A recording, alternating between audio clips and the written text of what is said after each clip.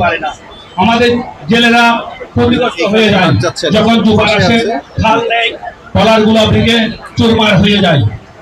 আর আমরা জেলেরা বিভিন্ন অঞ্চল থেকে আমরা এখানে আসি, ব্যবসা করতে আসে, কিন্তু বিভিন্ন এলাকার মানুষেরা আমাদেরকে নির্যাতন করে, আমাদের উপর জাল গাড়ি নিয়ে যায়, আমাদের যে জালের বসানোর যে ভাড়গুলা ওগুলা কেড়ে নিয়ে যায়। ওরা বলতেছে 40-এ আসতে পারবে না, 38-এ আসতে পারবে না।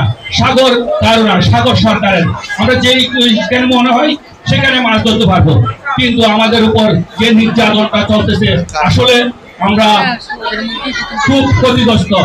মানুষের উপর এভাবে নির্যাতন করলে ছেলেরা কি করে বাঁচবে? তাই আমি জেলা প্রশাসনের মাধ্যমে আমাদের এই সমস্যার সমাধানগুলো আমরা যেন পাই, তার জন্য আমি জেলা পরিবার পক্ষ থেকে আমি ওনাকে ধন্যবাদ জানিয়ে আমি আমার এখানে বক্তব্য শেষ করছি। আসসালামু আলাইকুম।